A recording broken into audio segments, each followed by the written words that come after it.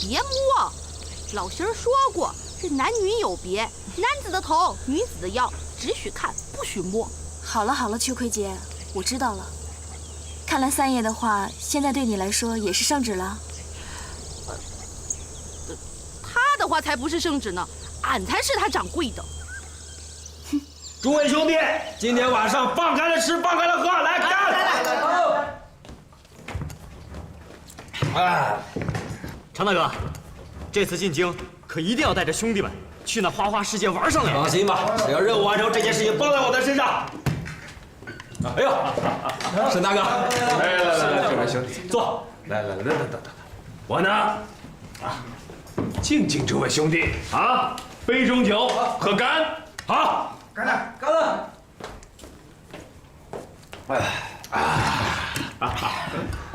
这位兄弟啊，这次我等一定要为国舅爷完成好差事啊！这一路诸位要辛苦。各位，我等当为昭显馆争光添彩争面，来，喝！弟兄们干了！干！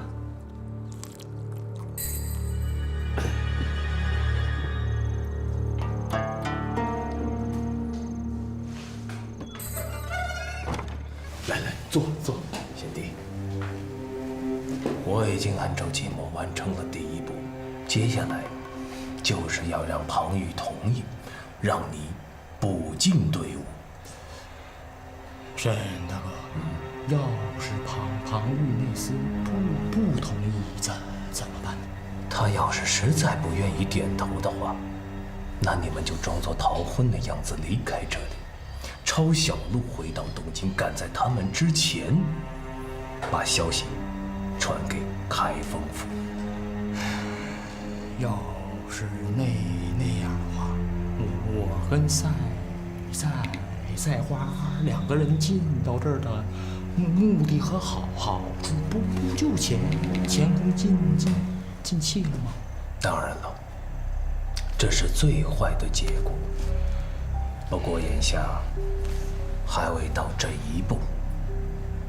那这样，沈大哥，我就等你的消息，拜托了。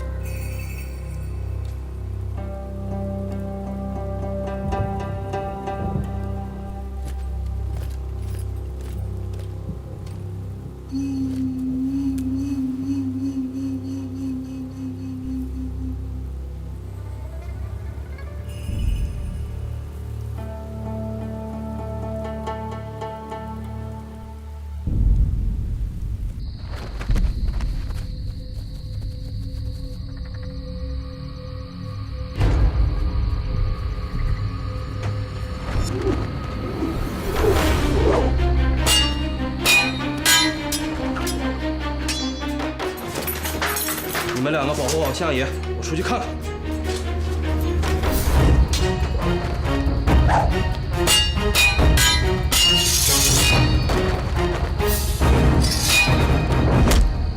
走，赵虎不必追了。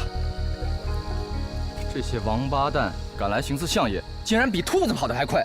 他们不是来行刺相爷的，那是来干什么的？他们是来骚扰我们，目的是让我们自顾不暇。要是让俺给带上了，看俺不剁了他们双脚！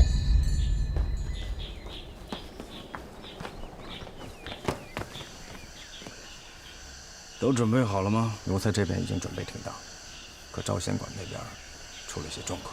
又是哪股水发了？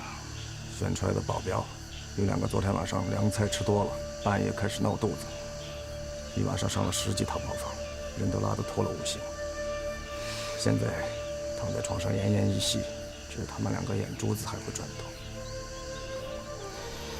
沈教头呢？他也是一筹莫展，正在外面等老爷您拿办法。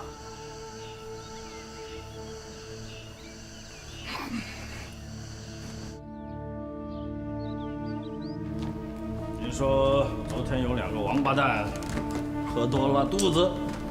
是的，国舅爷，估摸着十有八九啊，就是晚上吃了凉菜啊，吃完晚饭之后又去了那个百花楼，跟姑娘们玩得太开心了，之后呢就睡着了，忘盖被子了。这凉气里应外合，这么一对付，好嘛就起不来了。这真是王八蛋啊！养兵千日，用兵一时。都怪小子管教不严，是小子不好。少扯这些没用的，赶紧找2个镖师补进去。起初我跟国舅爷想的是一样，可是后来又怎么了？这人是不少，真正合适的太少。哪一方面不合适啊？国舅爷，你想啊，武功好的，脾气大，又不合群，跟着常大后面，哎，万一生了气，常大根本压不住啊。这种害群之马不能取。那派2个老实本分的。可老实本分的武功就平平了，万一碰到这个风吹草动的啊，帮不上忙也就算了，还要人照顾啊。这种混吃混喝的南郭先生，以后你赶紧给我踢出招贤馆。是，不过这个武功又好，脾气又好的人还是有的。那就赶紧派他去呀。说。心术不正，贪财见钱眼开，这个见到了钱财，就跟别人搞了里应外合的事情，不就把招贤馆给卖了？我说沈教头，你这是什么意思？我这么大一个招贤馆，我还找不出2个人手来了。所以小子思前想后，想前思后，翻来覆去想了半天，想到了一个人。谁？张翰。哎呀，这个张翰，本国就是准备把他留在身边，跟他说说妹子的事情。既然如此，那就派他去吧。反正也耽误不了几天。好，我这就通知他去。哎，等一下，还另一个的。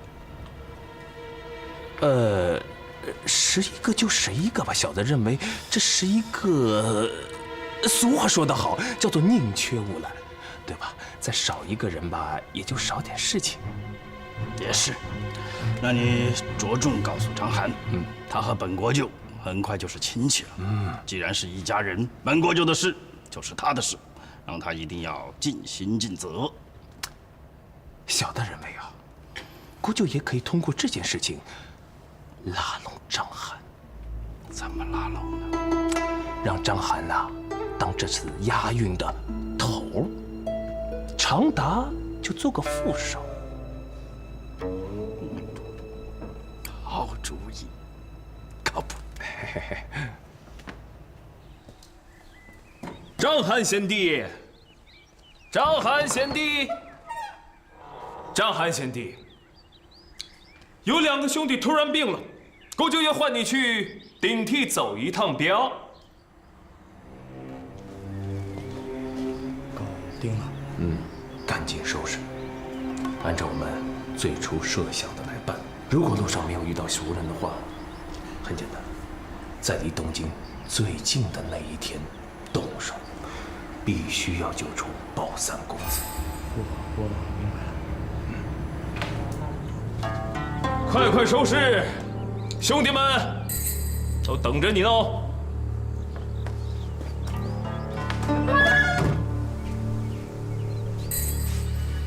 各位，这次出去都要听常达和张翰的，这2位又得听2管家的。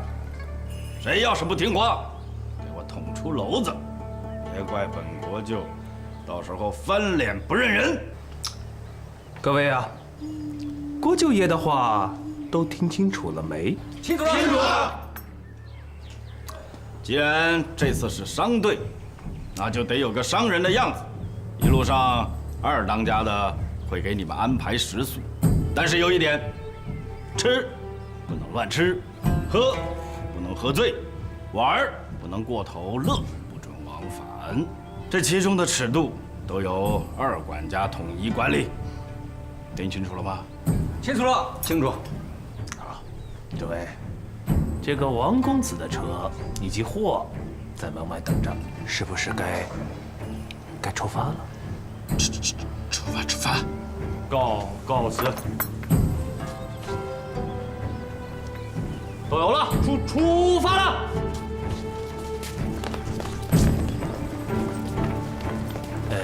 郭九爷，不如我暗中尾随他们一路，看看他们的行程如何。极好。那我去了。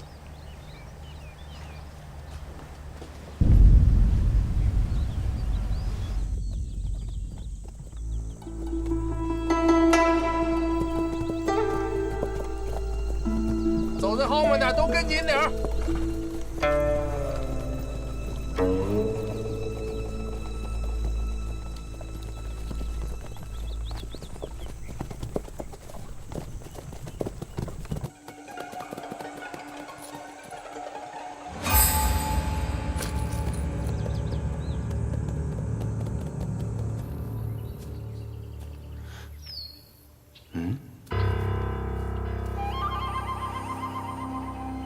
白玉堂已经看见了我留给他的信号，可他为什么不等着与我联络，就匆匆地离开了？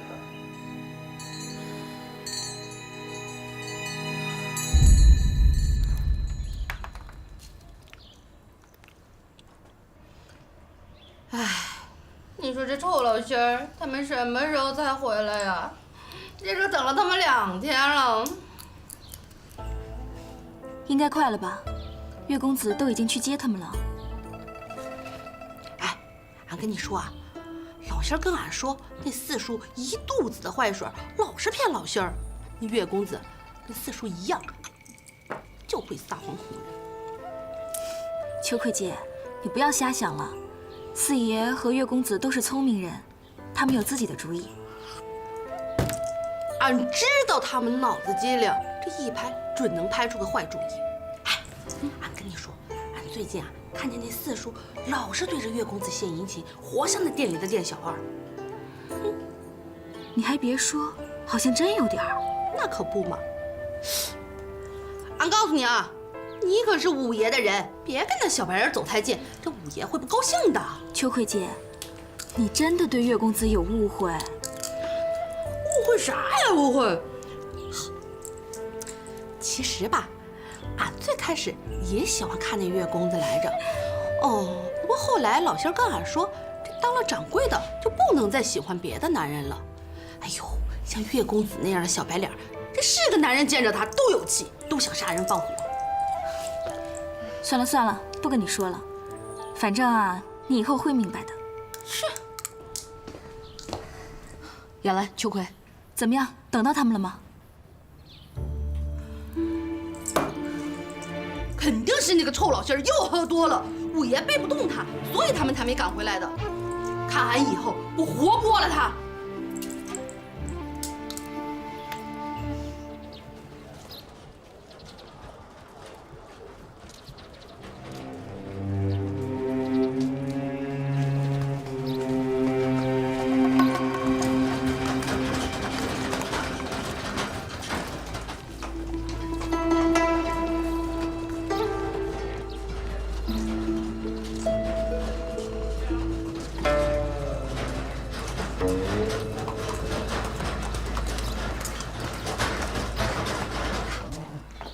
二管家，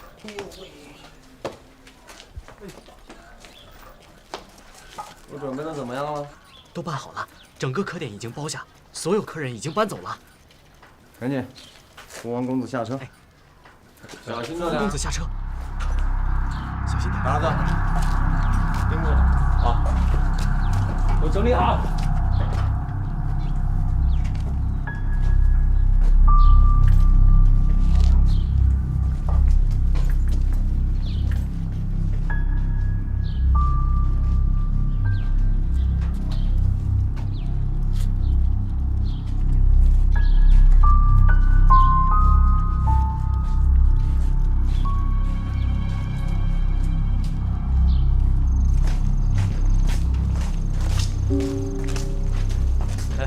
老常啊，跟他们几个煮不煮？好，你们4个各自守在店里的40角落，找好隐蔽的地方，发现任何异常情况马上报告。还有，3更以后会有另一班人过来代替你们。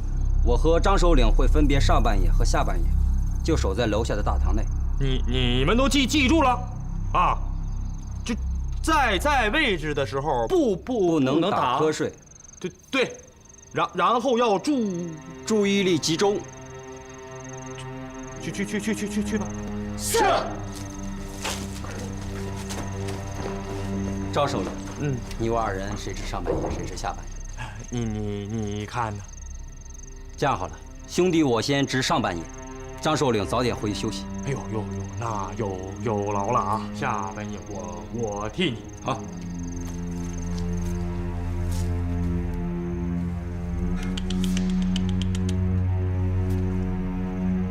嘿，跟我来。今天晚上，你们2个守着他，可以睡觉，但必须警醒一点。是。明天是你们2个。走了。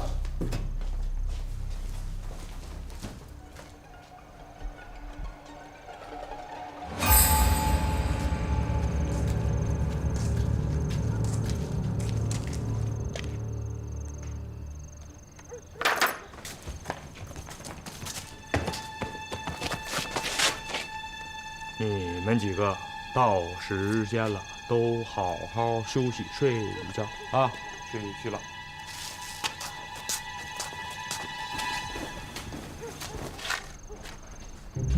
你们几个一会儿在自己的位置上眼睛都放大点，有情况及时向我汇报，明白吗？是。快点。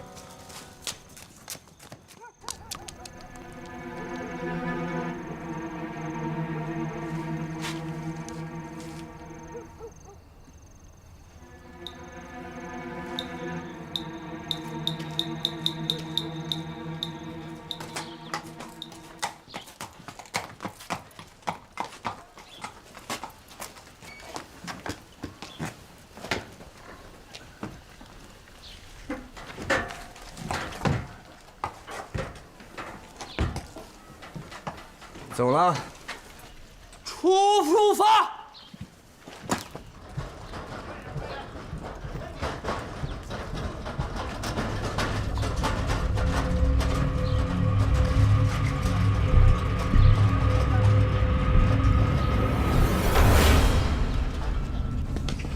叫。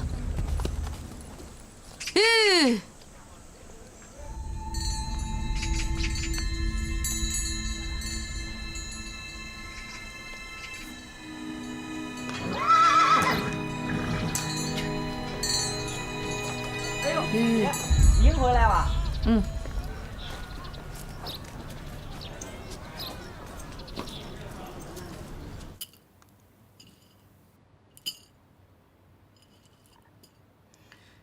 又过1天了，人呢？希望今天能有好消息传回来吧。我回来了。俺那老仙儿呢？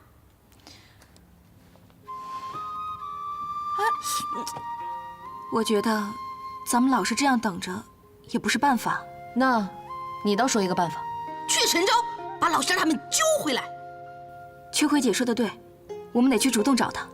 就怕我们前脚一走，后脚他们再跟上来，找不到我们岂不更着急？他们不会走小路，我们顺着大路过去，路上准会碰到。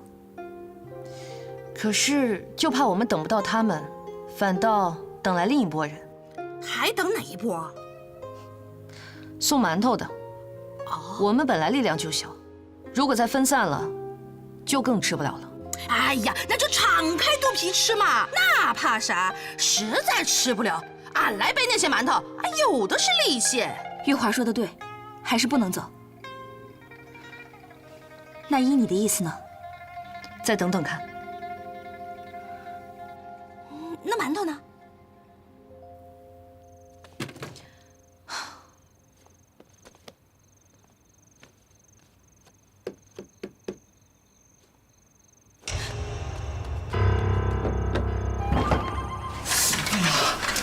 今天怎么会那么冷呢？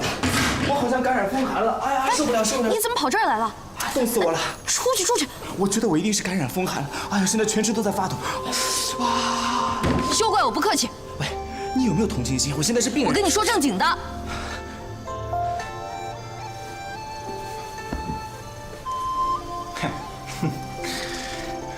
我跟你开玩笑。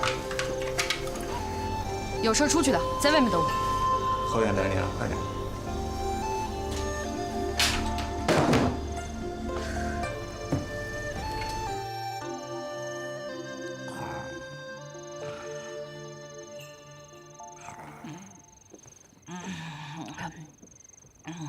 加一去。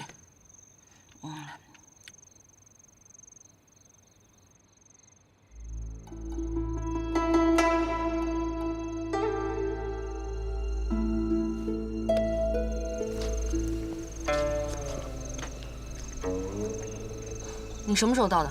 今天下午天黑之前。那你怎么不？为了避免外人的怀疑。屁！你根本就是想逃避你应有的分担。啊！不要以为我真的怕你啊！说正事。那边情况怎么样了？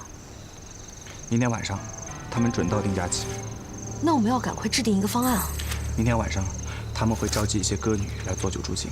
到时候呢，你务必要让雅兰也化妆成歌女混进去，与二哥他们取得联系。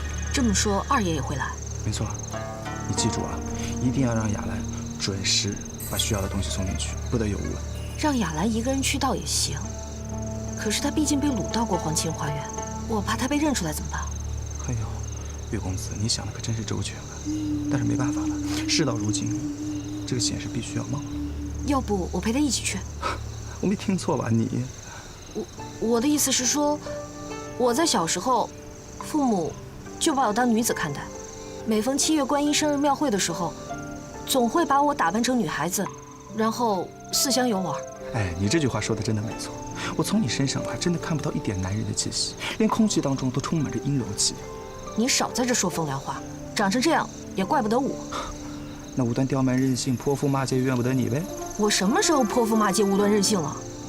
倒是你，目中无人，狂妄自大，自以为是，自不量力，自欺欺人，自我陶醉。我懒得跟你说娘娘腔。你，雅兰，嘘，哎，祖宗，行，我怕你，别讲，祖宗。明天上午，我在街镇东边的小河边等你啊。如果你要是个女人，你这辈子都嫁不出去。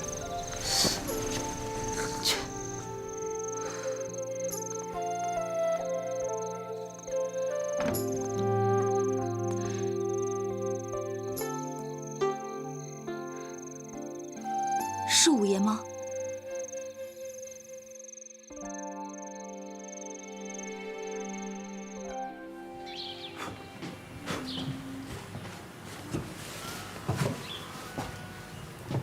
姚月是在吗？啊，我就是。请问有何贵干呢？借一步说话。哦，你先下去。好。公子请坐。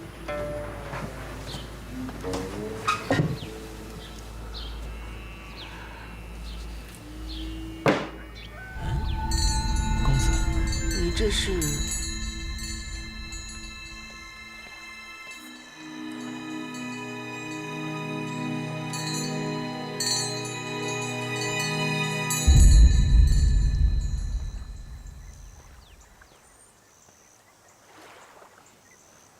五爷，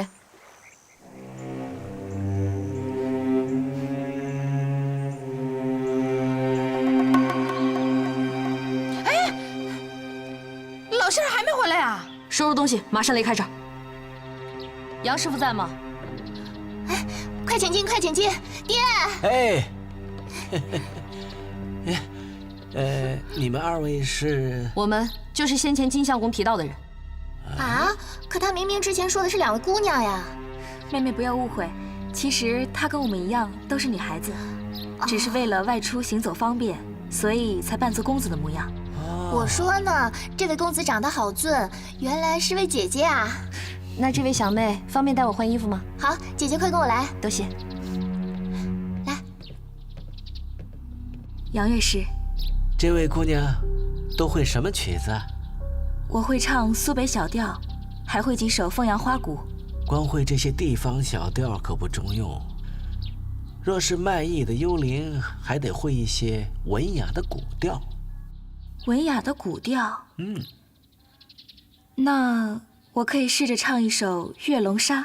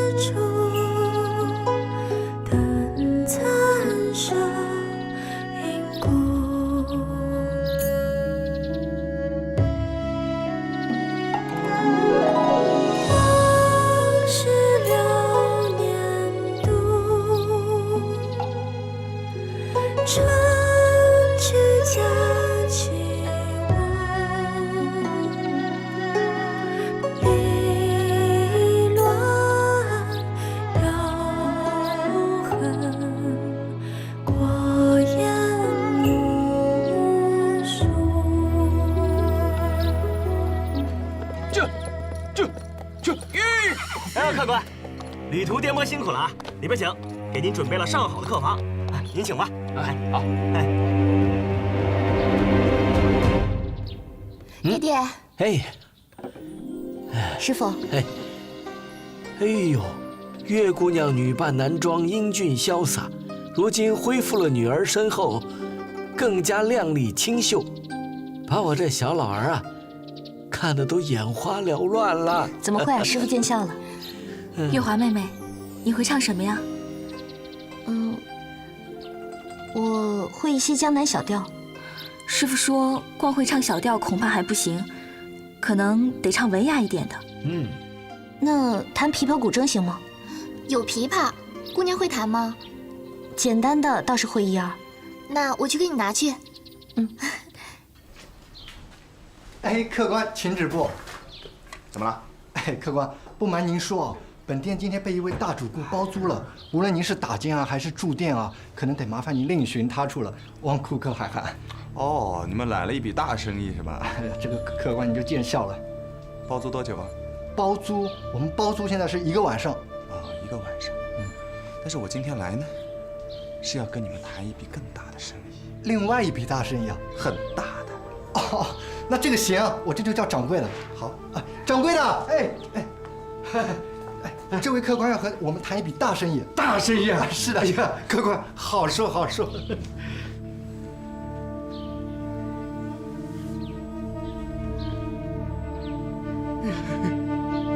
客官，您这是？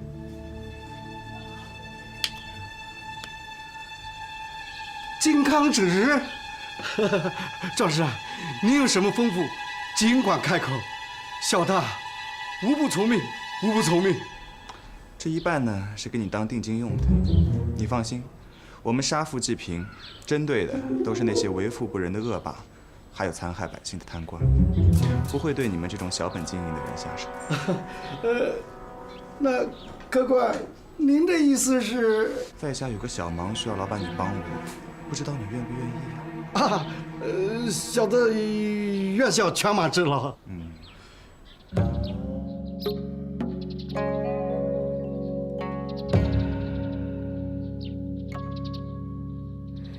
渭城朝雨浥轻尘，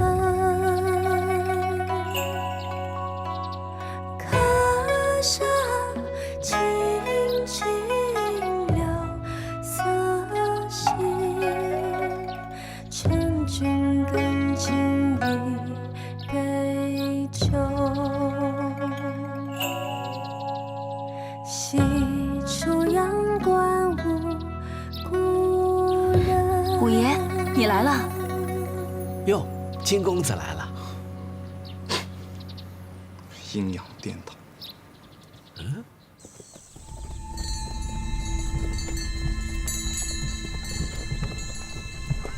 二管家，都安排妥当了。前面带路。是。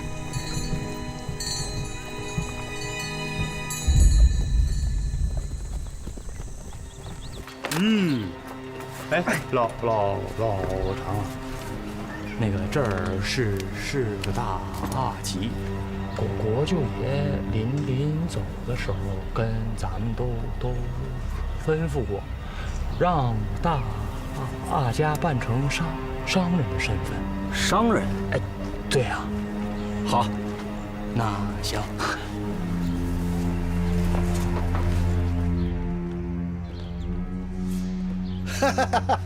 小的见过公子。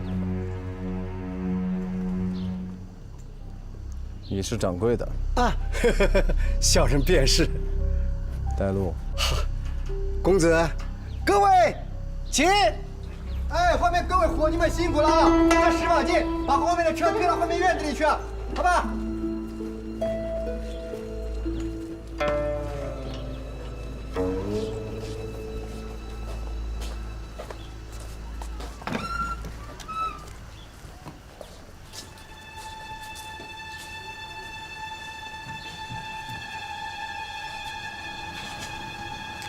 好好守着，我就住隔壁，有事叫我。是。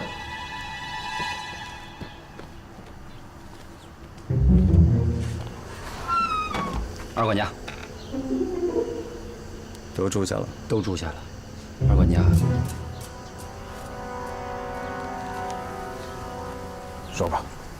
二管家，这里是个大集镇，是否按国舅爷的吩咐，先让大家热闹一番？张首领也提醒过我，要做出大商人的架势来。好，大摆酒宴，再叫几个姑娘唱几支小曲儿，这不就是大商人的架势了？好，等等，记住先前的规矩：菜管够，酒限量，不准睡姑娘，既热热闹闹，又小心谨慎。是。二管家，晚饭准备的怎么样了？后厨正烧着，羊和鸡鸭是我看着杀的，酒是亲自在外面买的。厨房里派人守着了？派了2个人。记住，开宴前半个时辰，叫个人将所有酒坛打开，然后每一坛都尝一口。是。二管家，我去找店家，叫他去请唱曲子的姑娘前来。只找本地的，不要找从外地来的。明白。去，到马厩去看一下。哎，好嘞，掌柜的。哎，爷。呀，掌柜的，这镇上可有唱好曲子的姑娘啊？我们这里啊有个杨乐师，专门在个茶楼酒肆卖唱，家里啊有2位姑娘，都能唱一口好曲儿啊。这杨乐师是本地的还是外来的？常年居住在此。那好，你去将杨乐师和他那2位姑娘马上请过来。哎，小的这就去，这就去。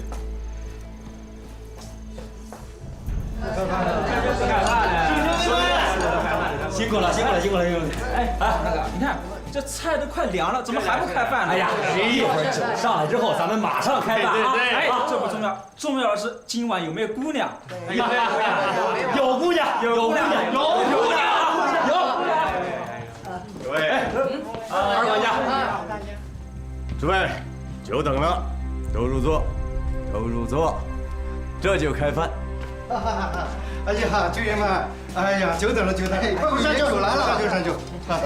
哎，好好。下去吧，以后我们自己上去。哎，是是，老爷们慢用慢用，走。哎，好。诸位，不用虚套，开始吧。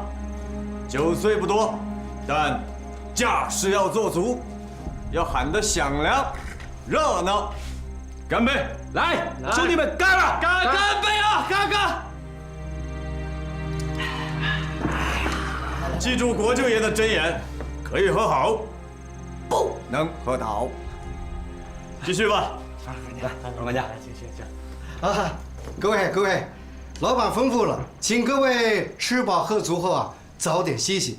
明天啊还要赶长路呢啊！哦，知道。哟，杨师傅您来了。掌柜的，我们没来晚吧？啊，不晚不晚，跟我走吧。好，有劳有劳。二管家，敬来了，敬来了，大家一起来，一起来，干杯！哎呀，来吃。二管家，唱曲子的人来了，让他们进来。哎，进来吧。哈，这位就是二管家啊，好，拜见二管家。杨老，啊，这两位姑娘都是你什么人啊？回二爷的话，她们都是我女儿。这是大女儿杨平，见过二管家。这是二女儿杨娟，见过二管家。都会唱些什么曲子啊？你点。二管家。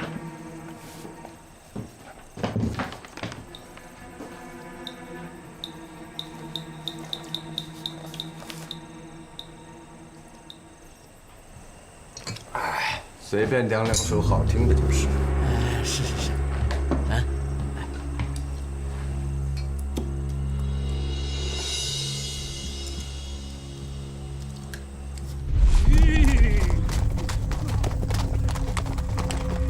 两位，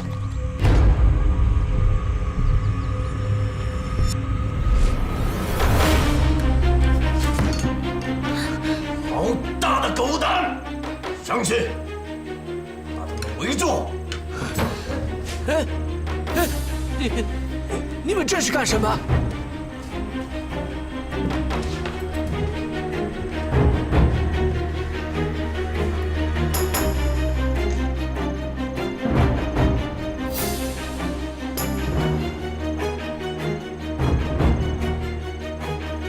看着我的眼睛。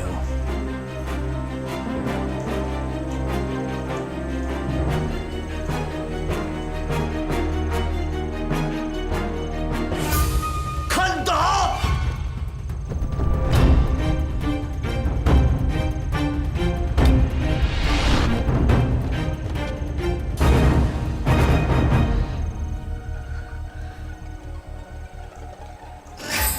哈哈哈哈哈！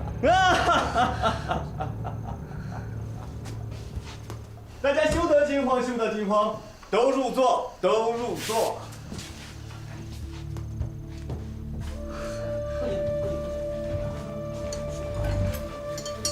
二管家，你这是？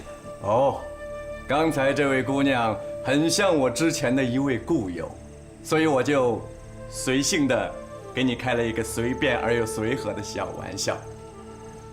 喝酒，听曲子。